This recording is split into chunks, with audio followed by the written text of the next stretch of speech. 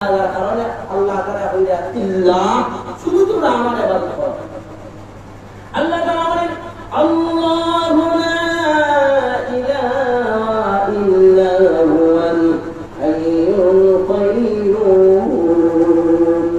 আমি আল্লাহ মানে আল্লাহ লা ইলাহা, আমার মধ্যে কোনো কিছু শরীক থাকবে না, শুধুমাত্র তোমরা আমার ইবাদত করবে। আমি শুধু একমাত্র আল্লাহ আল হাইয়্যু, আমি হলাম চিরঞ্জীব, আমি জীবিত সর্বাবস্থায়। কিভাবে জীবিত আমি বলেছিলাম গত সপ্তাহে কিছুলাম, আমি সর্বাবস্থায় জীবিত। আল কাইয়্যুম এবং আমি দণ্ডায়মান। এই দুইটার হচ্ছে দুটোটা হচ্ছে কি পুরা দণ্ডায়মান খেলে এর বড় শব্দের মধ্যে এর প্রমাণ আল্লাহ তাআলা এই জবাব দিয়ে দেন, আমি আল্লাহ তাআলা দণ্ডায়মান থাকি, সর্বাবস্থায় আমি দাঁড়িয়ে থাকি, অর্থাৎ জাগ্রত থাকি। আমি আল্লাহ তাআলা যে আমি চিরদিন ছিলাম এবং আছি থাকবো। এর আরেকটা আমার গুণ হলো লা তাখুযুহু সিনাতুন ওয়ালা নাওম। আমি আল্লাহ তাআলা ইবাদতে আমি ঘুমাই না। সিনা শব্দের অর্থ হলো তন্দ্রা বা অনুগামী আওয়াজ। নাওম শব্দের অর্থ হলো ঘুম। নাওম মানে ঘুম। আমি আল্লাহ তাআলা ঘুমাই না। আর সিনা শব্দ দিয়ে আমার ঘুমের তন্দ্রা হয় না। কত সময় হলে আসসালাতু খায়রুম মিনান নাওম, ঘুম থেকে নামাজ পড়ো। নাওম মানে ঘুম, ঘুম থেকে আসসালাতু নামাজ পড়ো। বুঝতে পারছেন? তো এখানে নাম শব্দ হইছে লা তাখুযুহু সিনাতুন ওয়ালা নাওম। আমি আল্লাহ তাআলাকে পাকড়াও করতে পারি না। খুদু শব্দের অর্থ হলো পাকড়াও করা, ধরা। আমি আল্লাহকে ধরতে পারি না, পাকড়াও করতে পারে না। নাওম ঘুম আমাকে ধরে না, আমার ঘুম আসে না। এমনকি সিনাম আমার ঘুমের তন্দ্রাও আসে না। অনেক সময় যাবা ঘুমাই গেলে তো সত্যি তো হবে যায়, কিন্তু উঠানে আইলে কোন সময় বেখিয়ালে কিছু বুঝে কিছু না, তোমার বুঝ উঠে যায়। হঠাৎ খারাপ বাতাস পারে গেছে গিয়ে তাহলে বুঝলে বাতাসটা দাঁড়িয়ে, কিন্তু কন্ট্রোল করতে পারতাম না। সদিও ভাবে সজাগটা তারা কন্ট্রোল করতে পারলাম না, কিন্তু কিছু ঘুমাও ভাবে আপনার উঠু গেছে গিয়া বেখেলে আধা ঘুমো আধা হজা কিতা মাত্রা কিছু বুঝে রাখছে না, এটাও না। এটা এখন তন্দ্রা। তো এখন দিয়ে বলছেন ও নিয়ে কতটা হবে তন্দ্রা। আল্লাহ তাআলা বলেন আমার এই তন্দ্রাও আসে না, আমাকে ঘুমেও পাঠাও হয় না, আমার তন্দ্রাও আসে না। কারণ হলো আমি আল্লাহ তাআলা যদি ঘুমাই তাহলে পৃথিবীর যে নিজাম আছে, কোথায় সূর্য ঘুরবে, কোথায় চন্দ্র ঘুরবে, কোথায় তারা বসবে, কোথায় পাহাড় হবে, কোথায় পানি প্রবাহিত হবে, কোন সময় কোন মানুষের সুস্থতার প্রয়োজন, কোন সময় আমাকে সে ডাকবে, কোন সময় ইবাদত করবে। মানুষ দিনের বেলা জোরের সময় ইবাদত করে, রাতের সময় করে, মাগরিবের সময় করে, মানুষ এসব সময় এবং ফজরের সময় তো করে ইবাদত নামাজ, এছাড়াও আইয়ামে তাশরিকের নামাজ, এই এছাড়াও ইশরাকের নামাজ, আওয়াবিনের নামাজ, তাহাজ্জুদের নামাজ, সালাতুত তাসবিহের নামাজ, হাজাতের নামাজ। হঠাৎ আমার একটা অসুবিধা হয়ে গেল, আমি দিনের বেলা 10টার সময় যে নামাজ পড়লাম, 2 রাকাত রক্ত সময় না, 10টার সময় নামাজ পড়লাম, হতাম না। আর শুধু দ্বিপ্রহরের সময় নামাজ হয় না, 10টার সময় 11টার সময় নামাজ হয়। তখন আমি নামাজ পড়তাম, আল্লাহরে ডাকতাম, যদি এই সময় আল্লাহ ঘুমাইলে আমার 3টার সময় প্রয়োজন। আমার মনের মধ্যে অনেক ব্যথা, আমার বাবা বেমার, মা বেমার, আমি আল্লাহ তাআলার নাম লইতেছি, জিকির করতেছি, নফল নামাজ পড়তেছি, কোরআন শরীফ তেলাওয়াত করতেছি, আমার বাবা সবরাতের অবস্থায় তাকে কালিমা শুনাই দিয়েছি, আল্লাহ আল্লাহ ডাকতেছি। অথবা বিপদের মধ্যে বেদনায় ধরতেছে, অপারেশনের রোগী থিয়েটারে ভর্তি, এমন অবস্থায় যদি আমি আল্লাহকে ডাকি, তখন যদি আল্লাহ ঘুমান তাহলে আমি তাকে ডাকতেছি। আচ্ছা বলেন তো, আমাকে আপনি বারবার কথা বলতেছেন, আমি যদি সঙ্গীতে বসে থাকি তাহলে আমার আপনাদের কইরা এই কথার কোনো গুরুত্ব তখন উত্তর না দেওয়ার কারণে আপনি আমার বন্ধ মনে হলো, আমার উত্তর দেয় না বা আমার কথা শুনে না গেলে হয়তো কি মান হোক, অথবা ঘুমো ধরালে আপনি কইতে না। তাহলে বান্দার গুণ আল্লাহর কাছে না। যদি আল্লাহ এবং বান্দার গুণের সমান হয়ে যায় তাহলে তিনি খুদা করে বৈশিষ্ট্য রাখেন না। আল্লাহ তাআলা বলেন বান্দার জন্য ঘুমানো হলো বৈশিষ্ট্য।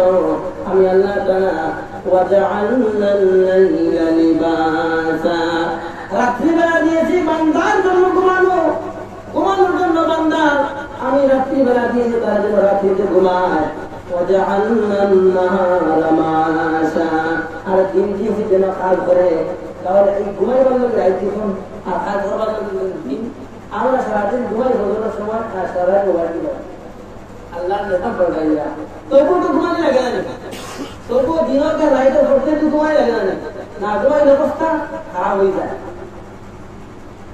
মানে আমরা সময় কথাবার্তা পরিষ্কার হয় না শরীর আরাম হয় না আমরা শরীর খারাপ করে দিব না ঘুম বান্দার জন্য নিয়ামত বান্দার জন্য মানুষের জন্য সব প্রাণীর জন্য ঘুমানো তারা বৈশিষ্ট্য আর আল্লাহর জন্য না ঘুমানো বৈশিষ্ট্য আল্লাহ তাআলা বলে এটা আমার গুণ এটা আমার গুণ আমার বৈশিষ্ট্য আমার গুণ হলো না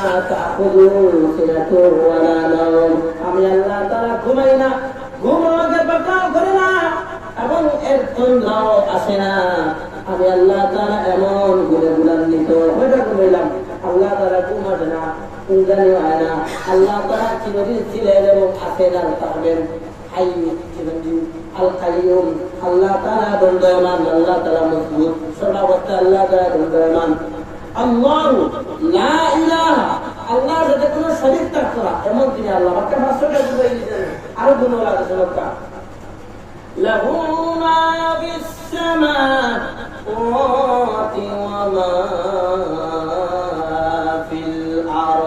আল্লাহ তাআলা বলেন আসমান এবং জমিনে যা কিছু আছে সব কিছু আমি আল্লাহ তাআলার মালিকানা এই আসমান জমিনে যা আছে সব কার আমি আল্লাহ তাআলার মালিকানা আমি আল্লাহ তাআলা সব কিছু আমি আল্লাহ তাআলা কোনো কিছু তুমি বান্দা তোমার নয় বাহ্যিক সময়ের জন্য কিছু সাময়িক সময়ের জন্য তুমি বিঘা বিঘা জমিনের মালিক অট্টালিকার মালিক কাল যখন আপনি ইন্তেকাল করবেন তখন আপনার সন্তান সেটার মালিক হবে অন্য দেশ যখন দখল করবে তখন সেই দেশ মালিক হয়ে যাবে এই দেশে কোনো নাগরিক তোমার থাকবে না তখন ফিলিস্তিনের অবস্থা অনেক সময় মানুষ রিফিউজি হয়ে শরণার্থী হয়ে অন্য দেশে চলে যায় যেভাবে রোহিঙ্গারা এসেছে তাদের সেখানে বাড়ি ছিল কিন্তু এখন অন্যরা দখল করছে এইভাবে এক সময় এমন হবে পৃথিবী ধ্বংস হয়ে যাবে পৃথিবী একদিন ধ্বংস হয়ে যাবে ইযা যুলজিলাতিল আরদু জিলজালাহা وأخرجت الأرض أثقالها وقال الإنسان ما لها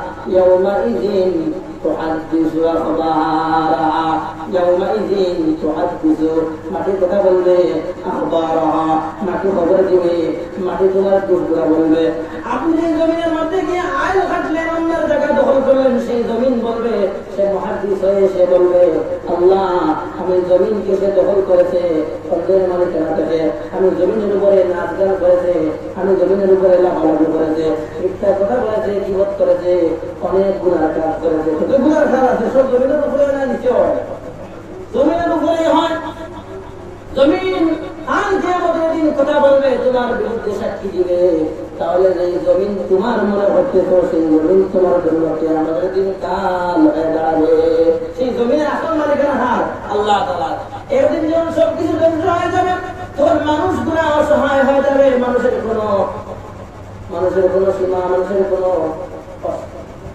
সীমা থাকবে না তার কোনো আশ্রয়স্থল থাকবে না মানুষ ইয়া নফসি বলবে কিয়ামতের ময়দানে তখন জমিন কোথায় বাড়ি কোথায় এমন অবস্থা হয়ে যাবে তখনকার সময় বলুন তো এই জমিনের মালিক কে হবে প্রকৃতপক্ষে যে আল্লাহ বানাইছিলাম আল্লাহ তাআলা জমিনের মালিক তারা আপনি থাকতেন না তখন আপনার অবস্থা এমন হবে ইয়াউমা ইয়াবিরুল মারউ মিন আখিহি ওয়া উম্মিহি ওয়া আবিহি ওয়া সাহিবাতিহি ওয়া বানিহি ইয়াউমা ইয়াবিরুল মারউ মিন আখিহি ভাইকে বলবে ও ভাই আজকে কিয়ামতের ময়দানে হাসরের ময়দানে আমার কোনো সওয়াবের গুনাহ আমল নামা নেই শুধু গুনাহের গুনাহ আর মাত্র এতটুকু সওয়াবের জন্য আমি একটা বলে যদি যার একটু সওয়াব হয় তাহলে আমি হয়তো জান্নাতে যাব আমার গুনাহের পাল্লা বাড়ি দেখি বললাম আমার পাতলা একটু আবার দেখি দিয়ে আমাদের সাহায্য করেন আপনি ভাইকে বলবেন নাকি তো আমার ভাই আমাদের সাহায্য করুন ভাই বলবে না না না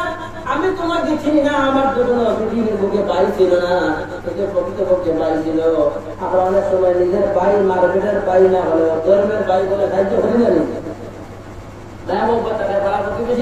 এই সম্পর্কটা কাটে। কিন্তু খালি কি আমাদের ময়দানে আপন মা পেটের ভাই হয়ে এসে বলবে আমি তোমার ভাই না, এইভাবে সন্তান তার মার কাছে গিয়ে বলবে যখন মা তুমি আমার জন্মদাতা মা, আপনি আমাকে পৃথিবীর মুখে অনেক মায়ের মহব্বত করেছেন, বাবা আমাকে পিছনে দিলেও সামনে করলেও আপনি লাঠি নিচে পড়েছেন, আমার সন্তানকে মারিও না। বাবা সন্তানকে সামনে করেন না, তুমি এদের ডান্ডা মারতে আপনার মা সামনে মারতে দেন না, মার মায়া বেশি। ও মারে যখন হয়ে মায়া, ও মা আমাদের ময়দানে আমি অসহায় হয়ে গেছি, ঘাসের ময়দানে আমার দেখি বললা আসলা আর গতির হল্লা আমার গাড়ি হয়ে গেছে, একটু আমাকে দেখে দেও, আমি জান্নাতে যাব। আমি কঠিন হাসনের ময়দানে অনেক আজাব আর গজব হইতেছে আমার উপরে। ওর মা বলবে আমার তো কোনো সন্তানই ছিল না, সন্তান আসলো না। এইভাবে ও আপনি বাবাকে বলবেন, বাবা বলবে আমার সন্তান ছিল না। وصاحبته وبنيه لكل امرئ منهم يومئذ شأن يغنيه। এইভাবে আপনার বন্ধু বান্ধব জনকে বলবেন لكل امرئ منهم يومئذ شأن يغنيه। জনকে বলবেন কেউ তোমাকে সাহায্য করবে না, সবাই কিন্তু ইয়া নাফসি লিকুল্লি ইমরিইন মিনহুম, সবাই কিন্তু একই করবে, উচ্চারণ করবে ইয়া নাফসি ইয়া নাফসি ইয়া নাফসি, আমাদেরকে বাঁচাও আমাদেরকে বাঁচাও আমাদেরকে বাঁচাও। সেটা হবে কি কিয়ামতের ময়দান। কোন কথার প্র্যাকটিক্যালি এসেছিল যে আল্লাহ তাআলা এই জমিনের মালিক থাকবেনই, কিন্তু আমরা থাকবো না। আমরা কিন্তু ইয়া নাফসি বলে নিজের গান বসাই পারছি, কিন্তু জমিন হয় আমার মালিক, সুলতান মালিকের আমার থাকতো না। তাহলে প্রকৃতকে আল্লাহ তাআলা যে বললাম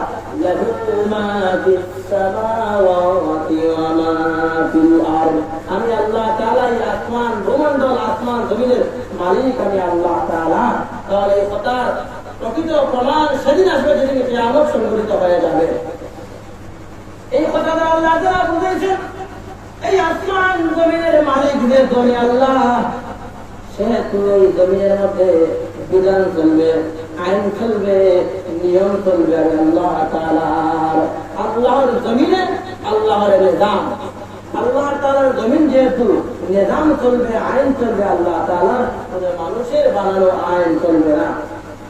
যেমন মনে করুন এই আল্লাহ তাআলার আইন বাস্তবায়ন করার জন্য, আল্লাহর বিধান আল্লাহর হুকুম বাস্তবায়ন করার জন্য প্রতিটা নবীগণ 1,72,24,000 নবী রাসূলগণ পৃথিবীতে এসেছিলেন এবং একটাই দাওয়াত দিয়েছিলেন সেই আইনের কথা।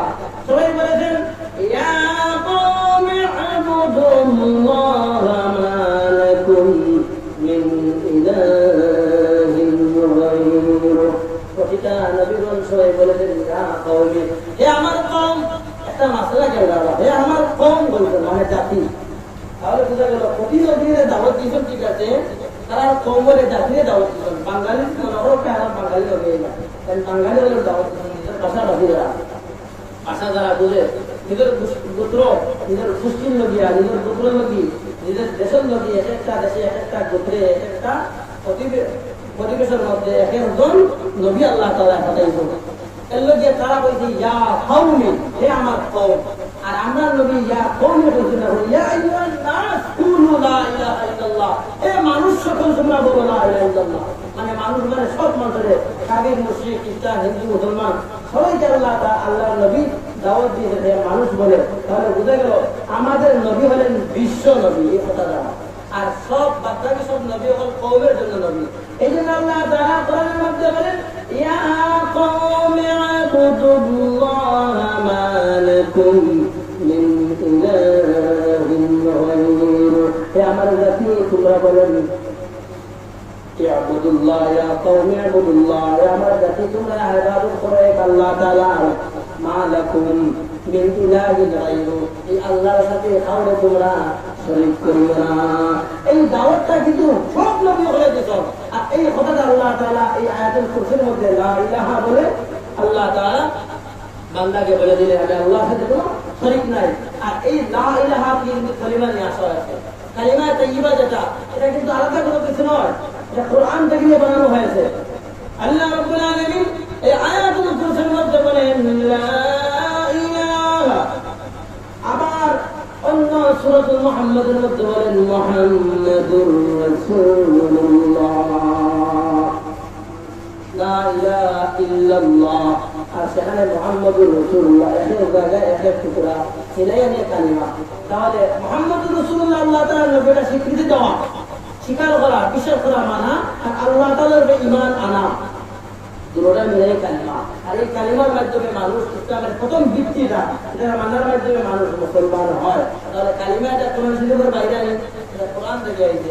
এটা আয়াতুল কুরসির প্রথমে বলা হয়েছে, এখন আয়াতুল কুরসি আমি 2 নম্বর লাইনে বললাম। আসলে আমরা এই সময়ের মধ্যে শেষ করিলাই, প্রত্যেক সপ্তাহ দিয়ে আয়াতুল কুরসি বললে শেষ হইতো না। আল্লাহ কোরআনের বৈশিষ্ট্যের কোনো শেষ নাই। আর এমন বিষয়ে আলোচনা হয় আল্লাহ তাআলার গুণ নিয়ে, আল্লাহর বৈশিষ্ট্য শেষ আছে। আপনাদের মাতিরা সাইদা ঈশ্বর আল্লাহর বৈশিষ্ট্য। আল্লাহ তাআলা বলেন আমি বান্দার সম্প্রদায়কে বিরাজমান। আল্লাহ তাআলা বলেন আমি বান্দার এতটুকু কাছে আমি বান্দার আছি। আল্লাহ তাআলা বলেন ওয়া নাহনু আকরাবু ইলাইহি মিন হাবলিল ওয়ারিদ। বান্দার রগে রগে রেছায় রেছায় তার একেবারে কাছের রোগের মধ্যে আমি আল্লাহ তাআলা বিরাজমান, সব জায়গায় বিরাজমান। আবার সূরাতুত তাহা 3 আয়াতের মধ্যে আল্লাহ তাআলা বলেন আর রহমানু আলাল আরশি ইস্তাওয়া। আমি আল্লাহ তাআলা আরশে আজিমের মধ্যে বিরাজমান। আরশে আজিমের মধ্যে আল্লাহ তাআলা বসা। আর আল্লাহ বলেন আল্লাহ শরীর আছে, আমি তো বসা। আপনারা বুঝছেন আমরা